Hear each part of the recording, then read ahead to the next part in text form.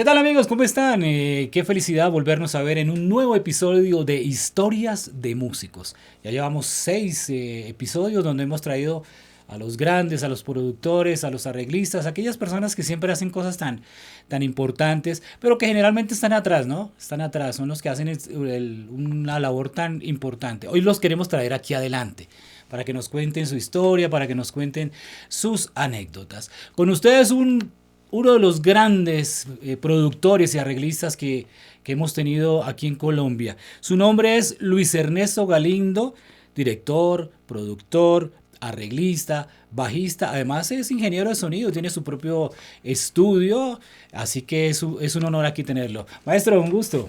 Juanquita, mi hermano, qué chévere, gracias por la invitación. Qué alegre estar acá, me honras con tu invitación. Y gracias por lo que acabas de decir, ¿no? Qué bonito cuando dices que siempre están atrás y de vez en cuando es bueno ponerlos adelante, ¿no? Sí, sin duda. No solamente hablo de mí, de la gente que hacemos este trabajo, ¿no? Incluido tú. Sí, señor. De producción, de composición, de ingeniería de sonido. Sin ser ingenieros, no la jugamos, ¿no? Toda. Producimos.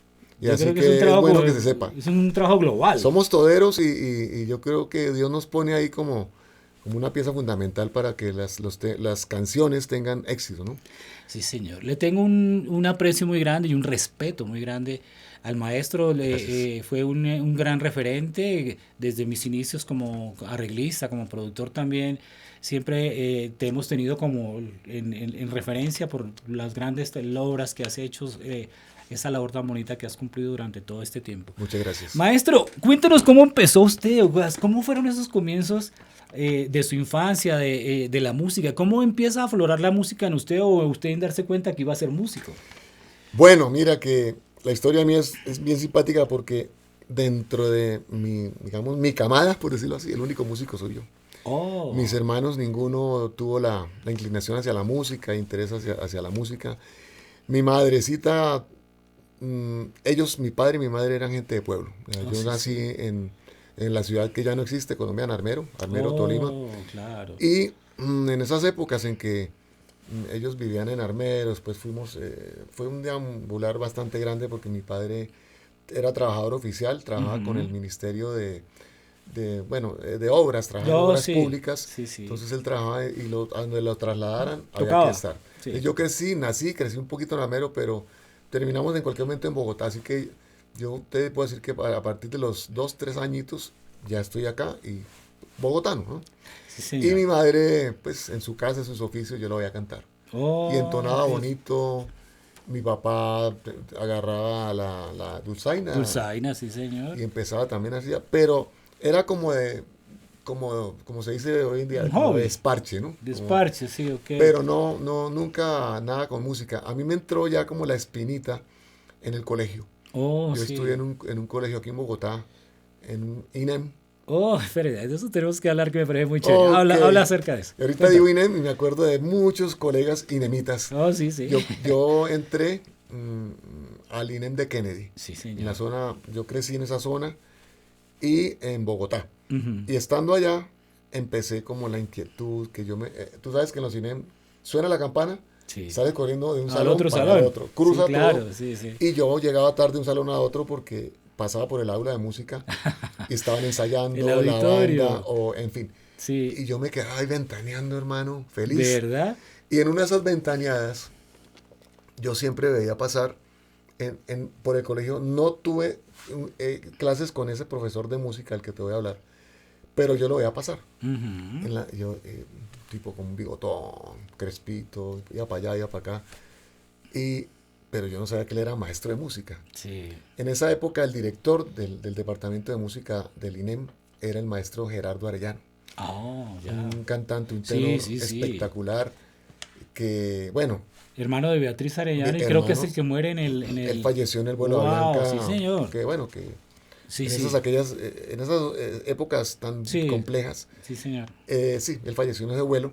Y siendo él el director del departamento de música del INEM, pues algún día él me decía, oiga, porque yo estaba estudiando disque para ser electrónica. O sea, algún día yo pensaba en ser un ingeniero electrónico. Sí. Él me decía, mijo, pero usted lo que quiere es ser el músico.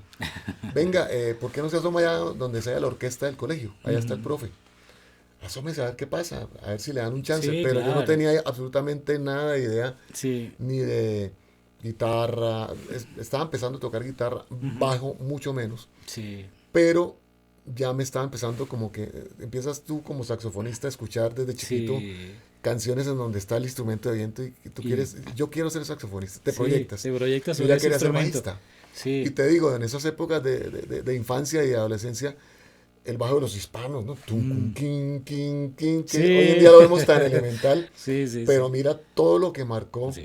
la existencia de la música tropical, ese Total. estilo del maestro que lo grabó, que no recuerdo, no sé el nombre exactamente, o de esos maestros que empezaron a hacer música tropical en Colombia, en Medellín, y toda esa trascendencia tan tenaz, tan importante que ha tenido la música tropical acá. Entonces yo estaba empezando a encarretarme con el bajo y pasé, suena el timbre, salgo corriendo y pasé y vi el profe, efectivamente el profe era el pianista de la orquesta y era el director de la orquesta de salsa del INEM.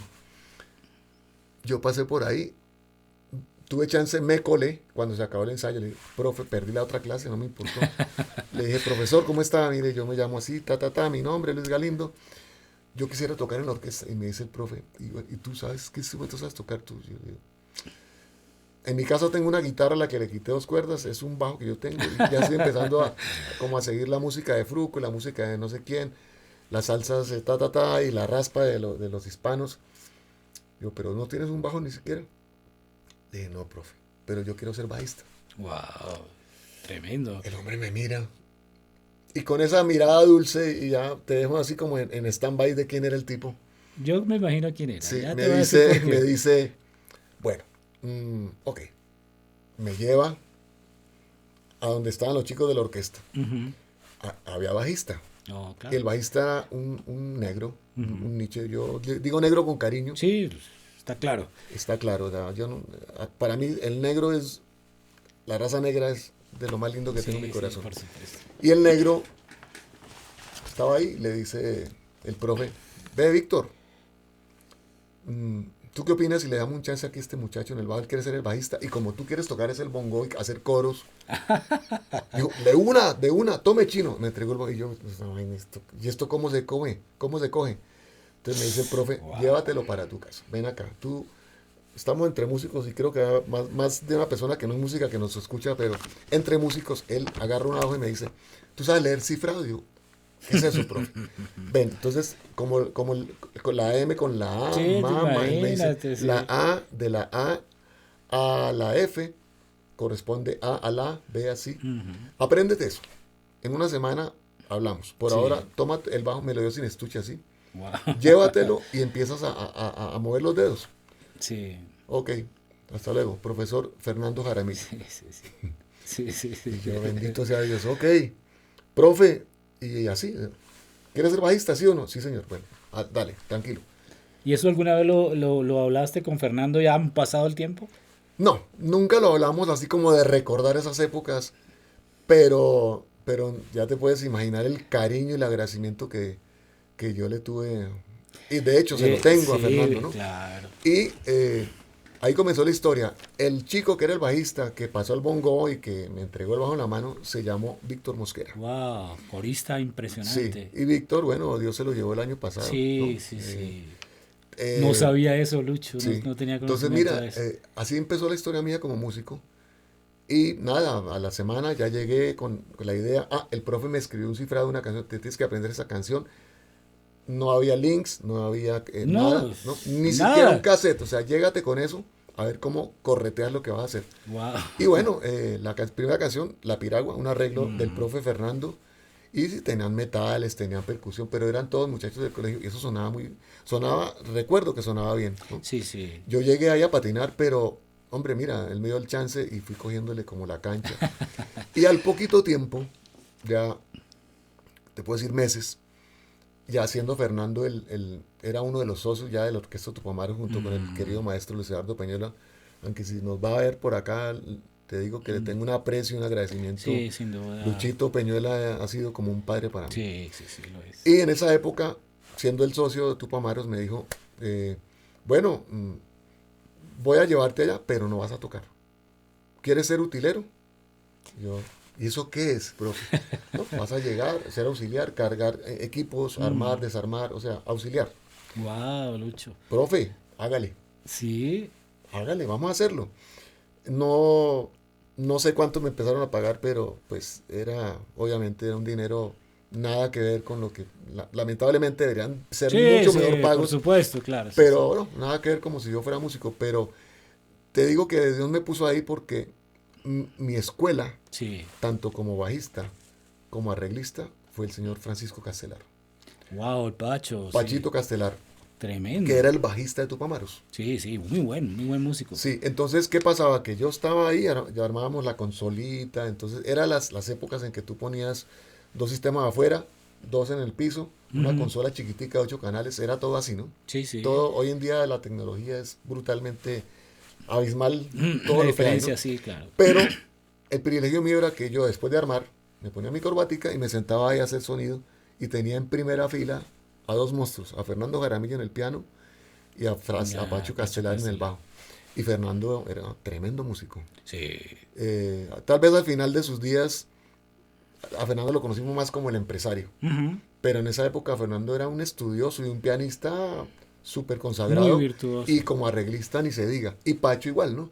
Entonces, yo creo que para mí cada baile que hacían los Ocho de Colombia era una clase magistral. Wow. Escuchar todo lo que hacía Pacho, lo que ellos sincronizaban.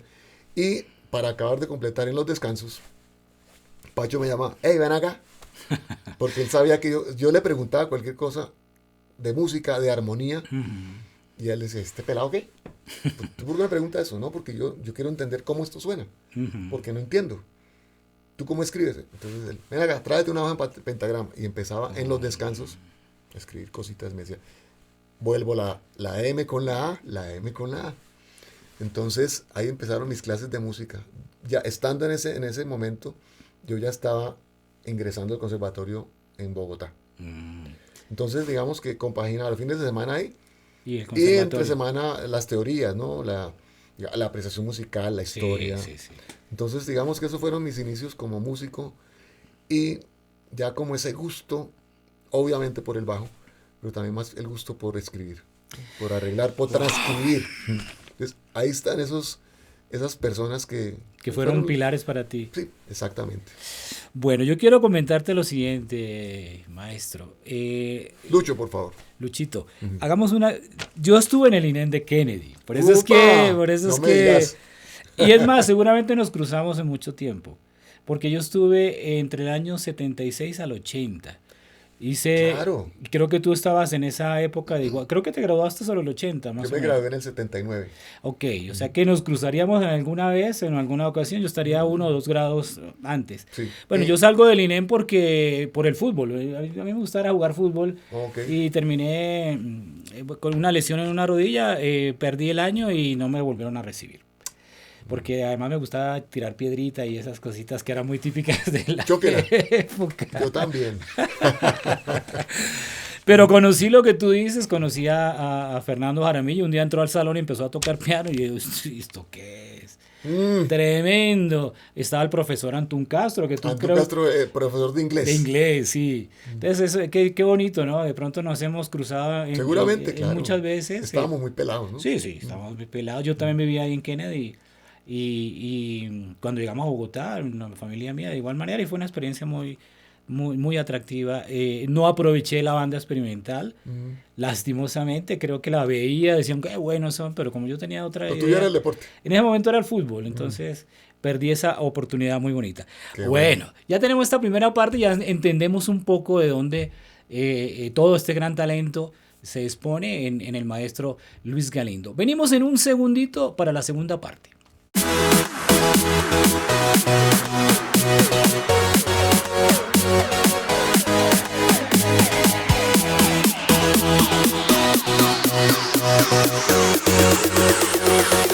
Bueno, pero viene una época muy especial para ti, Lucho. Digamos que porque realmente eres un súper referente en cuanto a la parte de arreglos. No obstante lo tremendo que eres para tocar el bajo, pero supongo que ya habías adquirido un grado importante en el bajo y ya empezaste con las primeras orquestas. ¿Cuáles fueron esas primeras orquestas o esas primeras sensaciones después de terminar siendo utilero del Tupamaros? Ahora, recuerden amigos que Tupamaros en ese tiempo era quizá la mejor orquesta que había en Bogotá, si no me equivoco, con toda la gran nómina que tenía. Tupamaros era un bandón, sí. Te digo, o sea, impresionante. Sí. Había un nivel de música y de músicos y tocaban un repertorio tremendo. Sí, así pues es. Mira que estando yo ahí, pues mi privilegio, vuelvo y te digo, siendo utilero, era tener de primera mano tremendos músicos ahí.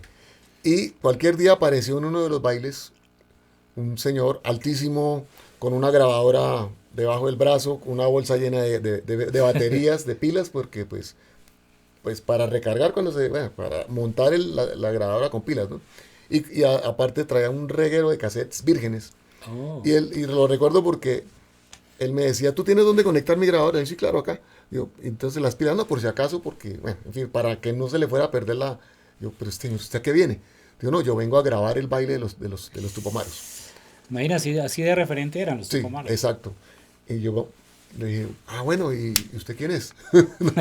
Digo, entonces me dice, mucho gusto, yo soy César Vilar. Oh, imagínese. César Vilar, y yo, ok, yo no sabía quién era César Vilar. Pero vi que el señor grabó absolutamente todo el baile. Todo el baile, sí. Y en los descansos interactuaba con los músicos de la orquesta. Al final, cuando ya él se despedía, Fernando le dice, bueno, César, qué chévere que hayas estado acá. Tú sabes cómo era Fernando, muy amable, muy cariñoso. César, mira, ya antes que te vayas, mira, te cuento una cosa. Este muchachito que está acá, él es muy talentoso. Yo ya le he dado unas pautas de bajo. Francisco Castelar, Pacho también. Wow. De hecho, una anécdota así. Y sí. Pachito, perdóname si vas a ver esto. Una vez Pachito le pegó sus zurrones. Sí. y se quedó en una mesa. Imagínate. Y le dice Fernando, Pacho, vamos a tocar. Ya era la última tanda. Bueno, estaban cansados, han hecho como 3 bailes. Bueno, son cosas humanas. Pero la anécdota no fue tanto eso, sino que Pacho se habría podido subir a tocar. Wow. O sea, no estaba tomadito. Pues yo creo que él lo que hizo fue como echarme al agua. A ver qué pasa. Toca tú. Y yo, era un baby. Y yo no tenía, bueno, en fin, sabes que el baby es un poquito más difícil de tocar. Claro, toca la pulsación. No, hombre, me puso a tocar la última tanda del baile. lo interesante es que yo me sabía el repertorio de memoria, ¿no? Entonces, ya, salí de eso. Sufrí un poquito. Y Fernando se dio cuenta gracias a eso, Fernando le dijo a César Vilar, este muchacho puede tocar el bajo en tu banda cuando lo necesites. Wow. César me dice, dame el teléfono. Ok. 3 meses me llama César. Hola, ¿tú te acuerdas de mí? Sí, señor, César, ¿cómo está? Me llamó a la casa, ¿no? Sí. Ring, el teléfono a la casa. Estamos hablando de los años 80. Sí, que fue una época muy bonita en la música en Bogotá. Sí, claro. Mira, nuestro bajista tiene un compromiso, no puede ir a un baile. ¿Tú puedes ir a tocar? Sí, señor, ¿dónde ensayamos? No, señor, es esta noche. Ponte un vestido, ponte una corbata y llegas al colegio San Beator, Bogotá. Yo llegué como pude. Sí. No había plata para taxi. Llegué como pude, tal vez. El tipo me pone en las manos un bajo Fender. Ese es tu bajo. Vente lo afino. Gracias. Y el repertorio. Hermanito, Tupamaros. Usted no se preocupe. Lo que usted tiene en la cabeza es la misma vaina que tocamos acá. No se preocupe por eso. Sonaba diferente. Era otro nivel, pero el repertorio, hice el baile, terminé eso. Yo tengo una anécdota con César Vilar, que hoy en día César Vilar es uno de los grandes proveedores de sonido, ¿no? Sin duda. Pero en esa época César era, aparte que cantaba, y cantaba muy bien, dignamente, digámoslo así, era un guitarrista tremendo, armonizaba lindísimo. Sí, armonizaba. Y él era el arreglista de los Alfa 8. Wow. Entonces, cuando yo llegué allá, hice el baile. Era un reemplazo, yo me fui feliz a mi casa. Me vuelve a llamar César como al mes, me dice, mira, nuestro bajista definitivamente no va más, se retira. ¿Quieres estar acá? Le dije, por claro, de una. Entonces empecé a ensayar ya con ellos. Sí. Y César Vilar tenía el don de arreglar por intuición. Wow. O sea, él nunca escribió una partitura. Pero él sabía dónde estaban ubicadas. Exacto, es que notas. Mira, la locura de esta, es que yo no puedo quedarme aquí, aprovecho esta invitación para contarte. César, sus partituras, no sé si tú te acuerdas, bueno, mucha gente se debe acordar, que cuando la gente iba a comprar la carne, antes no había bolsas plásticas, te envolvían la carne en unos papeles, que sobraban de las computadoras de las sí, épocas. Sí, blanco verde, por ahí. Blanco verde. Entonces que César iba a comprar la carne y le decía al carnicero, venga, regáleme este bloc de hojas de ñapa o véndamelas. Entonces César, y como eso tenía unas lineecitas, sí. Entonces César agarraba primera trompeta, segunda trompeta. ¿Cómo escribía? Entonces él escribía la, si, do, re, mi, pero no escribía ritmo. Segunda trompeta, armonizando, fa, la, do, si, fa, la, do, si, fa, la, do, si, do, por ejemplo. Sí. Algo así, lo que sea. Y él hacía los bloques, después de pronto le ponía el trombón, la, entonces todo lo escribía con nombres de notas. De nombres. Y el ritmo lo tenía aquí presente. Entonces, ¿qué pasó? Que cuando yo entré a la orquesta, cada músico tenía en su atril el papel de moler la carne y este man le habías puesto las notas musicales y les cantaban junto con la guitarra, tu ritmo es este, tu ritmo es este. Bueno, entonces así sonaban los Alfa 8 en esa época. Increíble. Y resulta que ya, como yo ya venía de conservatorio, ya tenía idea de empezar a escribir ritmo. O sea, digamos de solfeo. Sí, señor. Entonces le dije a César, hermano, empecemos a escribir música. Digo, sí, pero te tengo otra tarea. Llégame tal día en la noche a mi casa y empecemos a escribir. Entonces yo llegaba a la casa de César 7 de la noche y él empezaba, la polla era colorada, entonces, entonces las notas son sol, si, re, sol, tarará, y yo le iba escribiendo y ya le estaba dando forma a una partitura. Sí. De las hojas de moler la carne ya teníamos partituras. Entonces empezamos con esa, o sea, digamos que tuve la fortuna de ser el transcriptor de las ideas de César Vilar, pero simultáneamente también ya me estaba dando muchas ideas de cómo él armonizaba. Y César armoniza muy lindo, solo que él ya se dedicó a otra cosa. Sí, claro. Entonces, eso de la mano, como que en el conservatorio yo ya empecé como a apreciar ciertas cosas, a entender muchas cosas de la música clásica, y ya me entró la inquietud por empezar a transcribir. Entonces, en cualquier momento terminé transcribiendo para Alfa 8, y César dijo, no, hágale usted, Luchito, hágale, tranquilo. De ahí para adelante tú te encargaste de esa tarea. Y el día que a mí se me ocurra hacer algo, me dices, y te digo, y me ayudas a transcribirlo, a escribirlo. Claro. Entonces ya empecé a transcribir cosas que escuchaba en la radio, de música tropical, de salsas, en fin, y de música colombiana. Entonces ya empecé a adquirir la experiencia transcribiendo. Y ya yo decía, me varaba, porque ¿cómo armonizo esto? Entonces ya me sentía un poquito corto, pero gracias a Dios pues tenía la información que Pacho Castelar me compartió, César Vilar, pero ya empezó como a surgir esa necesidad de crecer un poquito más y buscar al maestro Armando Velázquez. Claro, uno de los grandes referentes como pianista. Sí. Era muy importante en esa época y era todo un maestro. Sí. O sea, tener un maestro de este talante fue algo muy importante para tu vida. Muy difícil corretearlo, ¿viste? Él tenía un temperamento, no sé ahora, pero era una persona muy, muy dispersa, ¿no? Yo le decía, maestro, mire, es que yo quiero tomar clases. Bueno, llégueme tal día, tal hora. Yo llegué a esperar 2 horas. Dios mío, no llegaba. Yo decía, me voy. No, aparecía. Ven, tocaba 5 minutos algo en el órgano, porque estaba en una iglesia en esa época, ya estaba más él tuvo una época de locura y él mismo me decía, estoy tranquilo, y bueno, bendito Dios, él logró una época muy tranquila, en esa época en que estaba tranquilito, pero todavía con su locura de la música, me decía, se sentaba a tocar una canción, un solo, en el órgano, ponle tú 3 minutos, y yo, fascinado, sacaba un cassette, me decía, toma, transcríbelo, me lo traes entre 8 días. Todo lo que toque me lo transcribes. Armonía y melodía. Y yo agarraba el cassette. Maestro, ¿cuánto le debo? Me debes la tarea. No me vas a pagar. Págame con el trabajo. ¡Wow! Es espectacular eso. Llegaba a la casa, lloraba, porque no entendía. Yo tenía un piano chiquito, entonces a veces me tenía que ayudar con el piano. No es tan fácil como de oído transcribir algo así. Sí. Y la escuela de Armando Velázquez en esa época, y yo creo que siempre lo fue, era Oscar Peterson. Que es un pianista que todavía creo que está vivo, el maestro Oscar Peterson, un jazzista de los mejores. Sí, señor. Entonces imagínate yo tratar de entender qué había tocado Armando y me esmeraba a hacerlo lo más cercano posible. Creo que nunca lo logré, pero yo le llevaba las hojas y él decía, está bien, las arrugaba, las tiraba a la basura. Otra tarea y otra cosa, y así me tuvo como 6 meses transcribiendo. Pero tremendo curso. Entonces, eso para mí fue espectacular. Después de eso, bueno, y mira que todas esas ideas que uno escucha, las armonizaciones, ese jazz, ya empezó a aplicarlo en el tropical, ¿no? Y eres un vanguardista en eso.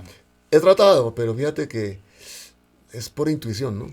Yo no he Sí. tenido la fortuna, de hecho, si Dios me lo permite, este año, en abril de este año, voy a entrar ¿puedo mencionar la universidad? Sí, claro, por A la supuesto. Universidad de Inca, al programa de No, profesionalización. sí, sí. No lo pude hacer porque me dediqué primero a que mis 3 hijas se gradúen. Sí, claro. Y hay que la plática y ya, pero ya es hora. Sí. Entonces, por fin voy a tener un título y seguro que voy a aprender muchas cosas, pero también me dicen allá, ¿por qué más bien usted no se gradúa y cuando se gradúe viene y nos enseña acá? Sí, más Bueno, bien. sí, gracias por Sí, el más honor que me bien, hacen, más bien, más bien. pero sí que chévere. Entonces, bueno, estando en ese punto, busqué otro maestro que también es un gran referente para mí, como bajista y como arreglista, que se llama Mario Baracaldo. Sí, sin Mario es duda. tremendo y también me enseñó técnicas. Algunas las puse en práctica, otras no porque las sentí muy complejas. O sea, Mario es demasiado cargado de información, pero también uno tiene que dosificar eso, ¿no? Sí, O sea, señor. porque si tú pones toda esa locura al servicio de una cumbia, o de una No, raspa es muy... o de una Le pierde salsa, el sentido. sí, o sea, Sí, no te la claro. compra nadie. Sí. Y ya posteriormente me conocí con el maestro Eddie Martínez, me dio el honor, me abrió la puerta para tocar con él en su Big Band un tiempo. Wow, Y ahí Lucho. estaba el maestro Valdés, Diego Valdés, que es uno de los mejores Wow. bajistas que yo creo que Sin existen en el duda. planeta. Pero el maestro Diego estaba más como en el ensamble de solistas, de jazz, Ujú. propiamente dicho. Pero a la hora de la Big Band me llevaba a mí. Yo un día le dije, profe, maestro Eddie, ¿usted por qué me lleva a mí si tiene a Diego Valdés? Digo, porque es que Diego es muy bueno, pero hace mucha locura. En cambio, tú haces lo que tienes que hacer y me amarras en la banda. Y yo, maestro, gracias. Perfecto. Pero mientras tanto, yo estaba escuchando mucha información, ¿no? Y también le tomé clases a Eddie. Entonces, él también me decía, mira, esto por aquí, agárralo por acá. Pero fue una Y más lo información que de oyes, ¿no? impresionante, Mm. porque yo creo que eso fue una base grande para todo lo que has hecho como Sí, arreglista, que has dejado páginas maravillosas. Ya me gustaría que ahora en la siguiente sección nos contaras todas las obras que tú has hecho. ¿Cómo claro siguió que esos sí. Alfa 8 creciendo? Bueno, yo seguía haciendo arreglos, seguía inyectando ya, o sea, ya me consagré en ser el director, Ujú. arreglista de la banda. Y bueno, gracias a Dios, pues ellos me alcahueteaban todo. Mira, qué tal canción que yo quiero, aquí la traigo. El nivel me subió. Sí. De hecho, lastimosamente había unos músicos ahí que no tenían las capacidades, no estaban tan bien preparados Para estar en el momento. y se tuvieron que ir, llegaron otros y entonces también fuimos inyectándole a Alfa 8 cada vez mejor nivel en cuanto a músicos. Y ya digamos que tuve la fortuna de imprimirle a la orquesta una identidad sonora, ¿no?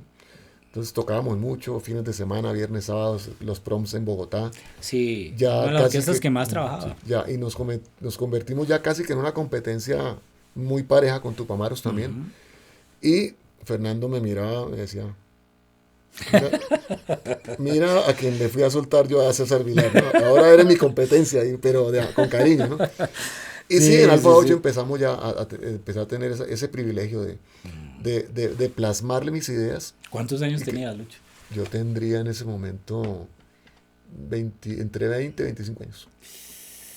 Pero claro, ya está. Pues ya no más conservatorio, ¿no? Porque un día llevé un arreglo de 3 trompetas. Yo tenía la inquietud de aprender a tocar trompeta porque el maestro de contrabajo del conservatorio nunca tuvo cupo para muchos alumnos y yo me quedé por fuera. Ah, ok. El maestro Hernando Segura se llamaba él. Y resulta que en una clase, estando con 2 compañeros trompetistas en un aula, pero en clase no, en un aula, llevé una transcripción de la Sonora Matancera, Ujú. que se me ocurrió hacer las 3 trompetas y yo estaba tocando la tercera, qué sé yo, y llegó un profe que era supremamente cuadriculado con Como el son tema. los de la Universidad Nacional, los Sí, del conservatorio, en eso sí, son son muy muy... estrictos Sí, y muy dado pues a la música erudita sí, tal y cual. se le respetaba, pero yo no me imaginé que fuera tan estricto. Y cuando estábamos en pleno montaje y tal, ahí los 3 solitos encerrados el tipo entra, abre la puerta. ¿Quién está? ¿Quién? Era costeño. No voy a decir el nombre por respeto a su memoria. ¿Quién es esa vaina que están tocando acá, esta música pagana? Mm. Imagínate. Entonces, ¿quién trajo eso acá? Y los 2 compañeros trompetistas, Tenga. Galindo, los dos me señalan. ¿Y tú quién te crees para venir a hacer esa vaina acá? Uy, claro. Entonces yo le dije, yo no me creo nadie, maestro, pero usted tampoco se crea mucho porque es que todo esto también es música. Sí, por Cogí los supuesto. papelitos, me los metí bajo el brazo. Y cuando salía del aula, le dije, quédese con su música culta hasta nunca. Y el maestro se quedó mirándome. Yo nunca volví. Me dio pereza, yo estaba joven, éramos rebelde bueno, también un poquito mañoso, ¿no? Como que, hasta luego. Y no volví al conservatorio, pero en ese momento me arrepiento, porque yo ya en ese momento estaba, aparte de la trompeta, ya quería, me estaban dando como esas ganas de ser director de orquesta. Oh, sí. Me habría ido, bueno, me habría sido un complemento chévere para mí, ¿no? Pero no pudo más la música popular en ese momento y No, la y música además latina. toda la carrera son 14 años por lo Sí, menos para que llegues a lograrlo. habría sido muy Sí, larga eso, el aprendizaje también, ¿no? Bueno, interesante esta historia. Ya volvemos con el próximo corte donde el maestro nos va a contar todas las grandes obras que ha dejado en el recuerdo de todos los colombianos, que seguramente usted baila, que usted ha escuchado, que usted ha disfrutado, pero de pronto no sabe quién es el que está detrás con su cerebro, con su mente, poniendo todas las ideas.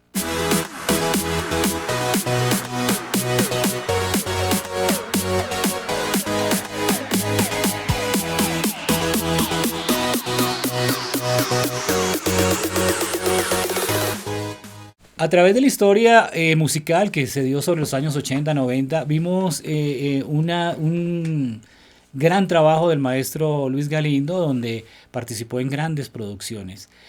Maestro, yo me acuerdo de un momento dado en el cual la primera vez que compartimos un estudio de grabación, Sí. haciendo la producción de la orquesta Yajé, que era la Orquesta de los Leones. Y en ese momento usted llevó con Hugo Ortega, estábamos haciendo la producción y dijo, no, Luis Galindo. Y yo, ¿cuál Galindo?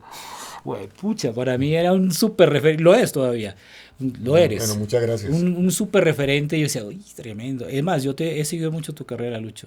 Me gusta mucho cómo has escrito, cómo escribes porros, cómo escribes, haces unas figuras tan deliciosas y orquestas grueso, tienes una gran condición. Y claro, ese día cuando me dicen Galindo, yo, uy, Galindo, bueno, listo, yo hasta ahora empezando. ¿Estabas flaquito? Sí, flaco, empezando. Es más, creo que fue mi primera producción y mis primeros arreglos y claro, ahí a lápiz uno ahí tratando de hacer lo mejor posible de su trabajo. Y esa producción tuvo demasiados buenos músicos, tuvimos no, es que no me acuerdo ahorita, pero era una nómina impresionante y ahí estabas tú con unos arreglos majestuosos. Ese día yo vi la pluma tan tremenda que tenías. Es más, ya habías pasado por haber hecho grandes cosas con los Alfa 8. Sí. Hiciste grandes arreglos con los Alfa 8. Sí, bueno, con Alfa 8 empecé haciendo salsa. Sí. No, incluso, mira, así rapidito, antes de las salsas conocidas, alcancé a hacer un merengue que lo grabó mi esposa Angélica. Sí. Cuando ella era la cantante, la voz femenina de los Alfa 8. Una versión de Cariño Mío. Cariño mío. Sí, la de Paloma San Basilio, lo pusimos en merengue. Creo yo que esa fue la primera canción que sonó de Alfa 8 en radio. Pero en esa época me atreví y mira que no nos quedó mal. Y empezó, de pronto ya después de eso, la inquietud de hacer salsa. Y por esas épocas... Esa época era salsera. Sí. Sí. Y claro, y llegó a los Alfa 8 un muchachito, Carlos Alberto Cardona, Charlie Cardona, al cual yo lo vi, le sentí el talento. En Alfa 8 no me creían, pero ¿por qué no? Ese muchacho la hace, traigámoslo. No, pero traigámoslo, no sé, o sea. Tú querías ese pálpito de que él iba a serle el que fue. Que sí, porque, hombre, yo creo que todos tenemos procesos, y en ese momento Carlitos pues estaba muy joven, y le faltaba tal vez un poquito más de madurar la voz, todo lo que hoy el gran cantante que es hoy en día. Pero cuando tú sientes lo que acabas de decir, el pálpito, abramos esa puerta. Y al poquito tiempo nos fuimos a Medellín, grabamos primer álbum de Alfa 8 con una disquera, con Codiscos. Sí. Ahí grabó Charlie Cardona algunos temas. Ya empezamos a armar como el equipo de trabajo que me ha llamado Rosca, que estaba Huguito Ortega como compositor. El director, el dueño de Alfa 8, Ricardo Bustos. Que era el que, digamos, que nos tenía que alcahuetear todas las ocurrencias, ¿no? Porque él, no, pero es que eso, hombre, Ricardo, crea. Y ahí, a fuerza de convencerlo, logramos cosas con Hugo. Ya Ricardo en un momento ya se empeliculó también y empezó a crecer todo esto. Hugo componiendo, yo arreglando, y empezamos a traer cantantes. Charlie Cardona, entonces ya los primeros éxitos que tuvimos con Alfa 8 como Salsa, Tú y Yo, Al Rojo Vivo. Buenísimo. La salsa llegó Que, bueno, Salsa Llegó ya lo cantó mi compadre Luchito Moyano. Luis Moyano, Sí, sí. que es bueno, ya tú lo conoces seguramente Sí, la sin gente, duda alguna. sí, que hoy en día Hoy es en día el con Fruco, cantante ¿no? líder de Fruco y sus Sí, Tesos. sí. Pero Luchito ha sido un cantante, Corista maravilloso. es un capo. Sí.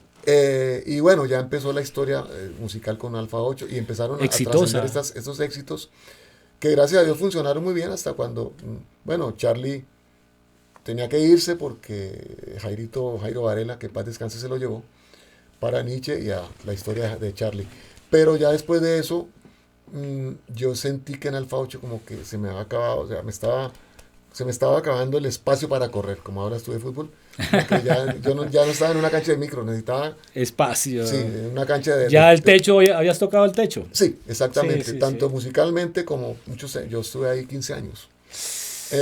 Pero Y fueron 15 años maravillosos sí, de muy buena música. aprendizaje ¿cómo te digo? La experiencia de Sí, tener la herramienta ahí al frente mío, ¿no? sí, señor. Eso es algo que, una cosa es que tú pienses qué vas a escribir y cómo va a sonar, a que ya tenga la posibilidad de que eso se te oiga, se te plasme y empiezas a sentir que no todo lo que está acá Sí. en la práctica son igual. Sí. Ya tienes que pensar en, como dices tú, de instrumentaciones, porque un bloque te puede sonar más gordo que el otro o menos gordo, o si lo que tú quieres es que algo te suene más brillante que Sin denso. duda. Entonces ya estamos hablando de cosas técnicas, pero eso lo va uno aprendiendo con la experiencia. Y después, bueno, pasé un tiempo Pero muy breve con Luchito, Hijos del Caribe. perdóname. Sí. Eso que tú dices, en esos tiempos no es como hoy en día que tú tienes un programa de secuencia y puedes escuchar cómo se oía. Sí. En los tiempos de antes, en ese tiempo, todo lo tenías aquí en la cabeza y hasta cómo te iba a sonar. Sí. Y Lo puedes generalmente, escribir, ¿cierto? sí. Y cuando tú lo plasmabas, dirías, sí, ay, eso era lo que yo esperaba, que me sonara con esa brillantez o con esa Exacto. fuerza. Bueno, en eso. Había un tiempo de espera hasta que te sonara. Y sí. Hoy en día, sí, tú vas. De hecho, ahora mismo, yo creo que casi ninguna revista, como los colegas que estamos por acá, tenemos la necesidad de escribir a mano. Ah, A menos que quieras hacer algo muy complejo, lo tengas que plasmar, escribirlo. sí. Hoy en día vas tocando, vas tecleando, vas, como se dice, secuenciando Ujú. y vas calibrando si te va sonando bien o no, ¿no? Sí, vas moviendo y Y vas haciendo. escuchando cada vez que pones. Sí. Entonces, eso eran otras épocas. Entonces, en esos momentos, hace poquito le di una entrevista, así brevemente te cuento, que le hicieron al maestro Bobby Valentín, que es uno de los referentes de todos nosotros, de Bajista, los mejores, maravilloso. y él todavía escribe a mano. O sea, él dice que no le interesa tener una computadora en sus manos. Así era Nelson Díaz. Yo trataba de explicarle un programa y me decía, no, yo mis scores, impecable con sus Sí, scores. Así. no, y él escribía lindísimo además. Sí, sí. Entonces, fíjate, pero bueno, ese era el momento. Y ya poquito a poco fui avanzando, pasé muy brevemente por Hijos del Caribe, Hijos del dirigí Caribe. la orquesta, pero no a nivel de grabación, sino como director musical. Después tuve el espacio para estar con Alquimia. Muy bueno. Creo que fue el inicio maravilloso de Alquimia. Sí, pero mira una cosa, hay mucha gente que cree, y yo pienso que es bueno hacerlo saber, yo no tuve nada que ver con la producción de Alquimia. Mm, Ese mérito lo tienen los hermanos Ramírez, ¿no? Jorge Isade. Jorge y Isabel Ramírez. Ellos fueron los que produjeron, transcribieron, qué sé yo, hicieron todo el trabajo. El paso mío fue porque cuando a mí me entregaron la banda, me llamaron para dirigir, me entregaron unos aparatos de la época que eran como, digamos, las pistas que se usaban para tocar encima. Pero la tecnología en esa época no ayudaba mucho, no teníamos INEA. Sí, imagina, era muy complicado. Y a veces yo ponía a reproducir una pista en la que había un bombo, unos gritos, unas cosas, Sí, y teníamos que tocar todos encima. sí. Y si el monitor se nos iba, Hasta ahí hasta ahí llegamos. Y un día en un show nos ocurrió eso. Y eso estaba lleno porque ya Alquimia tenía un público tremendo. Impresionante, sí. Y yo apagué la máquina. Y el maestro Jorge Ramírez estaba en la consola. Le dije, mire, aquí tengo su aparato. Tome su reproductor de DAT. Sí. Tengo 9 caballos allá. Vamos a tocar en vivo. Claro. Si no le gusta, tranquilo. Mañana usted me despide, pero yo termino este show en vivo. Y me dio miedo porque dije, me van a echar. Pero gracias a Pero Dios. tenía seguridad de que así tenía que ser con ese mano de músicos que tenía. Teníamos excelentes músicos. Sí. Y el show espectacular, el tipo, Lucho, tenía razón, dejémoslo ahí.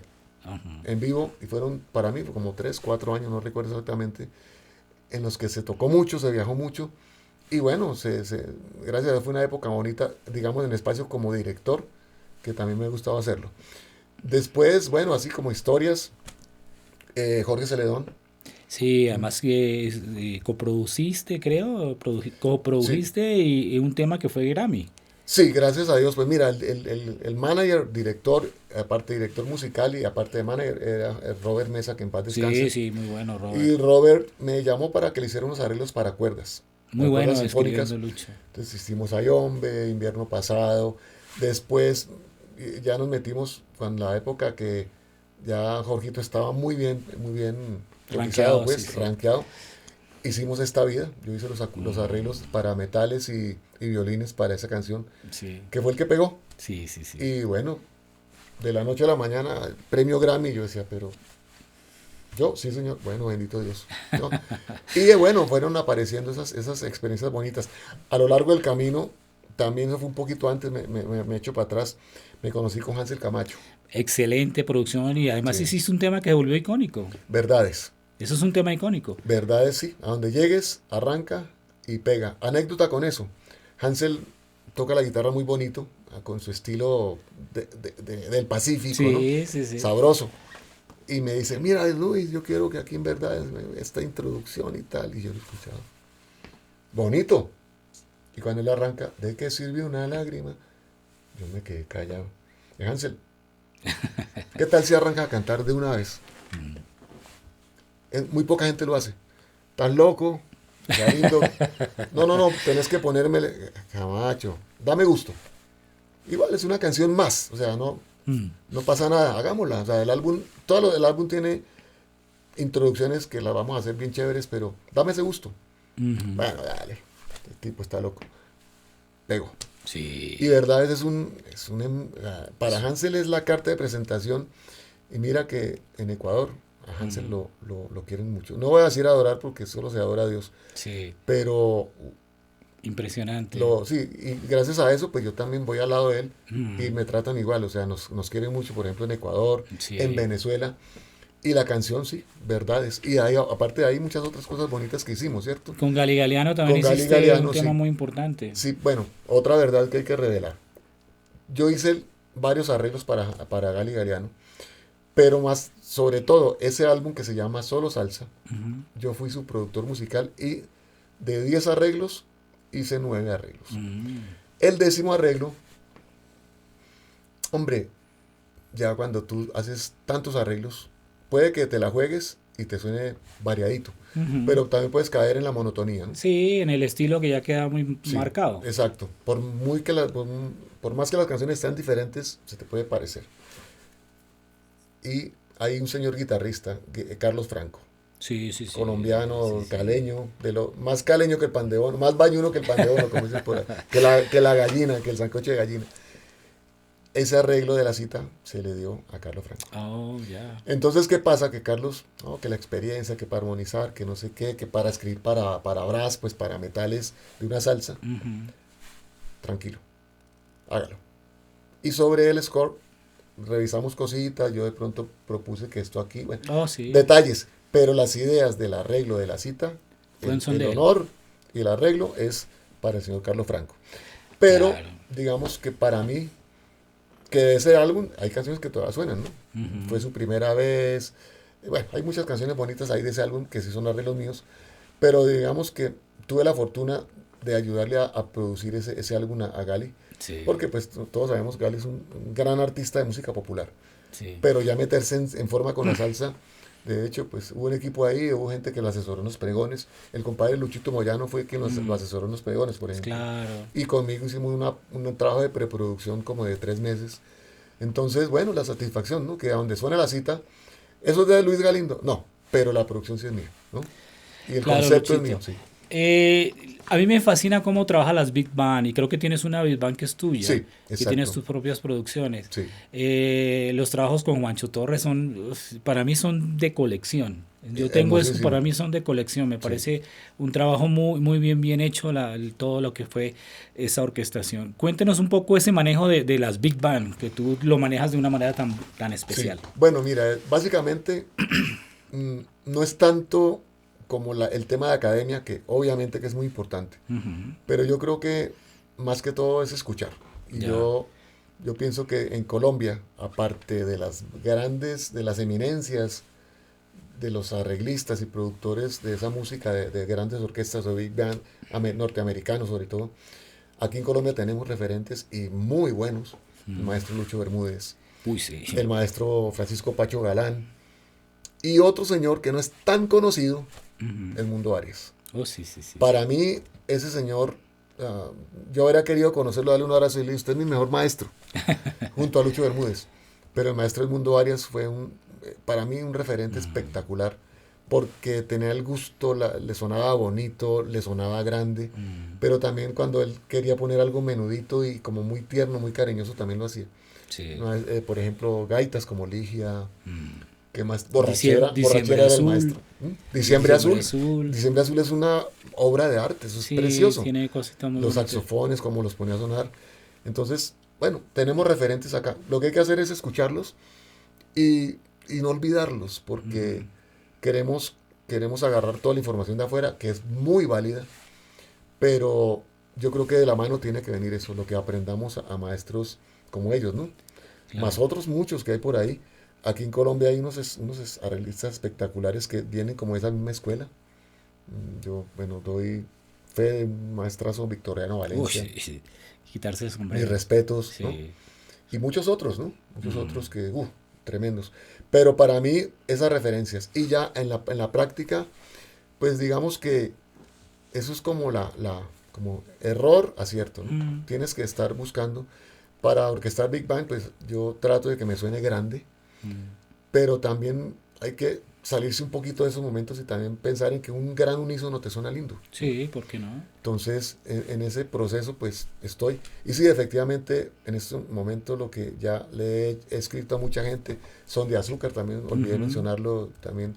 El éxito de Son de Azúcar pasó por mi mano, gracias a Dios, Sí. que se llama No Soy un Juego, Sí. de las chicas, y bueno, también las llevó a todo el planeta. Esa canción, composición de Hansel Camacho. Pero ahorita mismo yo dije, bueno, le he hecho música a mucha gente y qué bueno que me siguen llamando, pero yo quiero hacer un proyecto mío, así sea un tema cultural. Sí. Dios dirá si trasciende más allá de la cultura y se vuelve algo más conocido, viral, como se dice hoy en día, pero es mi proyecto que se llama La Donga Big Band. Sí, qué bueno. Y por eso me vine con ese sombrerito, porque esa es la imagen que le quiero dar, ¿no? Excelente. La Donga Big Band es un proyecto que nació en pandemia, encerrados, con la incertidumbre, y para nosotros fue un desestresante tremendo. Y llamé músicos, muchachos, tú tienes estudio, sí. Tú tienes, no, yo tengo celular, no importa, grábame tu track, te mando la partitura, y armamos como 2 videos así de esa manera. Como poco a poco fue pasando todo, ya nos fuimos saliendo de nuevo a respirar a las calles. Sí. Ya todos teníamos estudio. Entonces salía más rentable, más económico, más fácil. Cada uno me grabó el track, me lo envió. Y armé varios videos desde casa. Y eso me dio como la posibilidad de darme cuenta que puedo armar un proyecto propio. Y estoy en eso. Estoy terminando ya mezclando, masterizando, invitando cantantes conocidos, Sí. otros no tan conocidos. Pero digamos que quiero proyectar eso y lo estoy haciendo como un homenaje a esos maestros que nos enseñaron. Sí. Pacho Galán. Estoy ya tratando de terminar el Desmundo, Ligia y Diciembre Azul, Lucho Bermúdez, ¿no? Sí. Alguien que, sin ser orquestador, que es un gran maestro para mí, es el señor Alfredo Gutiérrez. Si tú te das cuenta, las melodías que se hacen en el acordeón tremendas, sí. son una escuela, ¿no? Sí. Entonces, no todo es salsa, no todo es tropical, no todo, ¿no? Hay muchas cosas. Entonces, ahí voy, ese es mi proyecto y Wow. antes que nos vayamos, quiero decirte que tengo el lujo, el honor de dirigir una banda en Bogotá, que es la banda de músicos de la Armada de Colombia. Sí, he visto videos. Sí. Y con un tema folclórico maravilloso. Sí, estos muchachos son espectaculares, me alcahuetean todas las ideas, me tocan lo que les ponga, y aunque haya ciertas cosas con un grado de dificultad, les gusta y son estudiosos. Wow. Entonces tengo ese proyecto también acá, pues que me encanta hacerlo porque no deja de ser también una escuela para mí, tanto enseñar como aprender, ¿no? Sí, Lucho. Entonces ahí voy, esa es la vida. Wow. Bueno, Gracias a todos ustedes por habernos acompañado con este programa. Yo creo que nos falta tiempo para seguir hablando de muchas cosas, Lucho. Sí. Son muchas experiencias y muchas cosas impresionantes. Pero yo quería de igual manera honrarte, honrar tu trabajo, honrar tu labor que ha sido maravillosa. Eres un referente para muchos de nosotros. Te seguimos en tu carrera, seguimos. Muchas gracias. Donde estás parado, uno dice, "Ahí está Luis Galindo, qué bueno que..." Lo bueno de los testimonios no es tanto lo que tú hables de ti, sino de lo que los demás hablan de ti. Y mucha gente te tenemos en un alto concepto como músico, como productor, como arreglista y como ser humano. Muchas gracias. Gracias por venir, Luchito. Despídete entonces de toda la gente. Bueno, gracias Juanca por la invitación. Bendiciones para todos y qué bueno, gracias por este espacio. Que es bueno que la gente sepa de esas personitas que estamos ahí labrando y poniendo nuestro corazón y nuestro talento para que surjan esas canciones tan lindas, éxitos que bueno, a veces la gente se conforma con bailar, cantar y aplaudir a la figura que está acá arriba. Pero por debajo hay muchas hormiguitas como este caballero, como yo y como muchos que tenemos la bendición de formar parte de esas creaciones. Así que gracias por acompañarnos, gracias por la invitación una vez más, Juanca. Y bueno, Dios los bendiga a todos. Bueno.